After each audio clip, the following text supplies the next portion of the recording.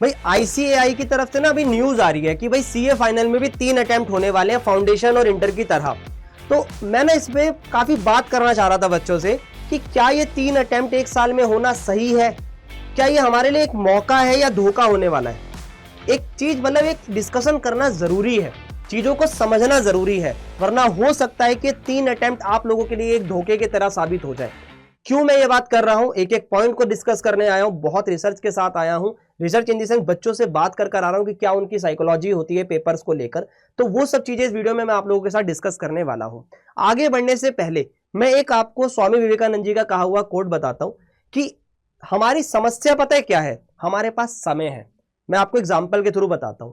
आपका पेपर होता है मार्च में, अगर आप 12वीं क्लास की बात करो, आप अप्रैल से पढ़ना शुरू करते हो, पर क्या उस कॉन्टिन्यूटी से आप पढ़ाई करते हो जिस लगन से आपको पढ़ाई करनी चाहिए। और छोटा एग्जांपल लेता हूं, आपको अगर आपने मैथ्स के एग्जाम में देखा होगा, अगर आपको 15 छुट्टी मिल जाए तो क्या उस उस इंटेंशन से आप उस पेपर को देखते हो, क्या आप लाइटली नहीं ले लेते उसे। लेकिन जैसे अगर मैं आपको बोल दूं कि आपका एग्जाम परसों ही है, तो आप 2 दिन के अंदर उतनी तैयारी कर लोगे जितनी शायद आप 10 दिन में ना करते। तो कहीं ना कहीं ये प्रॉब्लम हम सबके साथ भी होती है कि 3 अटेम्प्ट है, एक अटेम्प्ट दे दिया, नहीं हुआ, चल कोई बात नहीं, अगला अटेम्प्ट भी तो है, होता है ना ऐसा। और इस अगले अटेम्प्ट को सोचने के चक्कर में कब आप तीसरे चौथे अटेम्प्ट पे पहुंच जाते हो और आपको पता ही नहीं लगता। तो इसमें क्या करना चाहिए, क्या मेरा सजेशन रहने वाला है, हर एक चीज के बारे में बहुत पॉजिटिवली बात करने वाला हूं। ये अटेम्प्ट 3 सही है या गलत है, ये आप तय कर जाना, कमेंट्स के अंदर मुझे बताकर जाना। मैं आपको अपना ओपिनियन के साथ साथ क्या पॉजिटिव्स मुझे दिख रहे हैं और क्या नेगेटिव्स मुझे दिख रहे हैं, मैं इस वीडियो में आपसे बात करने वाला हूं। मैं अमन कुमार सीए फाउंडेशन की प्रिपरेशन बच्चों को करवाता हूं, जिसमें क्वांटिटेटिव एप्टीट्यूड में बहुत बेहतर तरीके से करवा रहा हूं, इसी चैनल पर, हमारे एकाग्रता सीए फाउंडेशन के चैनल पर। तो थोड़ा सा आप लोगों को मेरे बारे में भी पता होना चाहिए, सो दैट आपको समझ में आए कि कोई सही व्यक्ति ही आपसे बात कर रहा है। अब एक चीज आप इसके अंदर अगर आप देखोगे तो क्या पॉजिटिव्स इसके अंदर हो सकते हैं। तो देखो भाई, अगर मैं ये कहूं कि कोई न्यू बच्चा आ रहा है तो उसको बहुत ज्यादा वेट नहीं करना, उसके पास अटेम्प्ट जल्दी भी है और बाद में भी है। तो न्यू कमर्स के लिए फायदा है कि चीजें उसके पास फ्लेक्सिबली तरीके से मिलती हैं। लेकिन अगर मैं बात करूं स्टडीज की, तो बिल्कुल सही बात है, अगर पूरे साल ही हर 4 महीने में एक बार पेपर हो रहा है, आपकी अगर हम बात करें जनवरी में अटेम्प्ट है, ठीक है, उसके बाद आपका मई में अटेम्प्ट आ जाता है, फिर सितंबर में अटेम्प्ट आता है, तो कहीं ना कहीं आपसे पढ़ाई का जो रूटीन है वो छूटता नहीं है, पढ़ाई के रूटीन में रहते हो आप, आपका फ्लो ब्रेक नहीं होता है। ये चीज इसके काफी ज्यादा अच्छी है। अच्छा, इसके बाद अगर मैं कहूं लेस टाइम टू एंजाइटी, ऐसा होता है कि जैसे मान लो मेरा पेपर 1 साल बाद है और मैं आईएएस लेवल की तैयारी कर रहा हूं, तो मेरे दिमाग में ना टेंशन रहती है, यार पेपर देना है, पेपर देना है, पेपर देना है। तो इसमें ये तो है कि भाई एंजाइटी नहीं होगी, अभी आ जाएगा पेपर, पढ़ाई करते करते सिलेबस भी शायद पूरा ना हो पर पेपर जरूर आ जाएगा। अभी ध्यान से सुनना एक एक बात। फिर अगर मैं आपसे बोलूं बेटर अपॉर्चुनिटी, ऑब्वियस सी बात है, अगर कोई बच्चा बहुत अच्छे से इन 3 अटेम्प्ट को यूज करता है तो उसको सिलेबस या आप क्या कह लो वो अटेम्प्ट जल्दी क्लियर कर बाकी चीजों पर ज्यादा ध्यान दे सकता है। बिल्कुल सही बात है। लेट से मैंने मई में भर दिया, मैंने मई में क्लियर कर दिया, अब अगला जो मेरा अटेम्प्ट होगा वो मई में जाकर होगा सीए फाइनल के लिए, क्योंकि ब्रेक होना चाहिए, सीए फाइनल बोल रहा हूं इंटर के लिए। तो कहीं ना कहीं मेरे को टाइम ज्यादा मिल जाएगा प्रिपरेशन का, मैं और अच्छे से उन चीजों को तैयार कर सकता हूं। ये सब चीजें एक बात थी। मैं पॉजिटिव पे तो आप भी बहुत सारे पॉजिटिव निकाल सकते हो, जरा एक चीज समझो।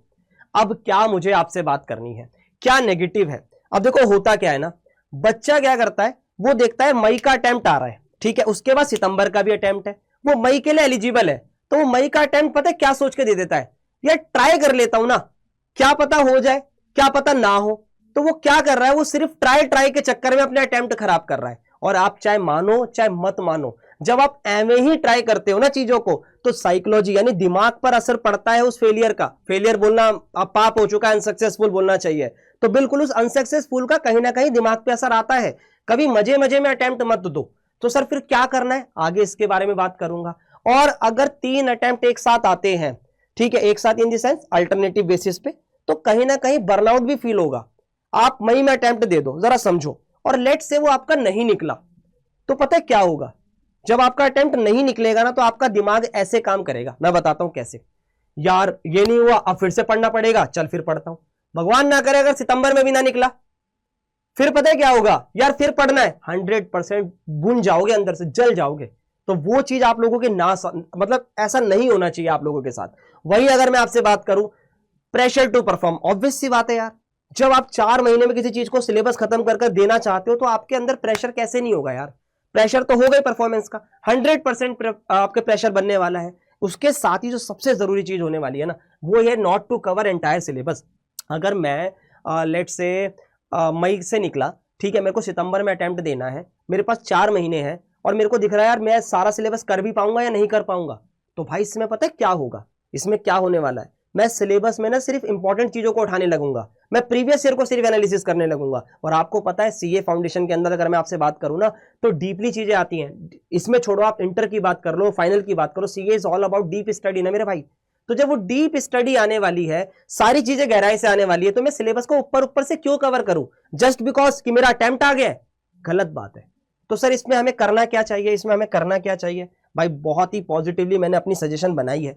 देखो 3 अटेम्प्ट आए हैं, चांस तो अच्छा है, मौका बढ़िया है, पर इस 3 अटेम्प्ट को पॉजिटिवली यूज करो।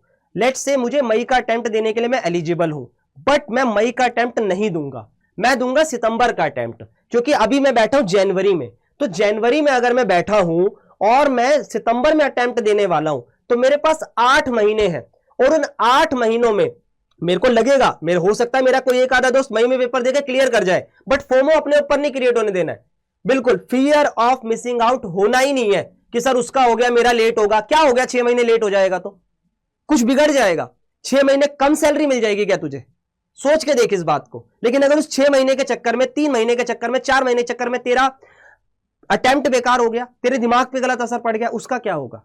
तो यहां पर हमें ये चीज समझनी पड़ेगी मेरे भाई कि टेक +1 अटेम्प्ट, दैट मीन्स आपको ये चीज दिमाग में बैठानी पड़ेगी कि मेरे को एक अटेम्प्ट प्लस करके देना है। दैट मीन्स मैं मई का नहीं दूंगा, मैं सितंबर का अटेम्प्ट दूंगा। मैं मई में बैठा हूं ना, अगर आज की तारीख में मई आने वाला है ना, मैं सितंबर का नहीं दूंगा, मैं जनवरी का अटेम्प्ट दूंगा। मैं अपनी प्रिपरेशन को 8 मंथ लेकर जाऊंगा, ठीक है। अभी अगर मार्च चल रहा है, मई का अटेम्प्ट आ गया, मैं सितंबर का अटेम्प्ट दूंगा, 6 से 7 महीने का पीरियड ऑफ स्टडी में लूंगा, ताकि अपनी स्टडी पे मैं खुद भरोसा कर सकूं कि मैं जो पढ़ चुका हूं अब तक वो मुझे अच्छे से आ गया है। सारे टेस्ट देके कम से कम 2 या 3 बार मैंने रिवीजन कर लिए। इस तरीके से अपने ऊपर भरोसा आपको दिलाना पड़ेगा।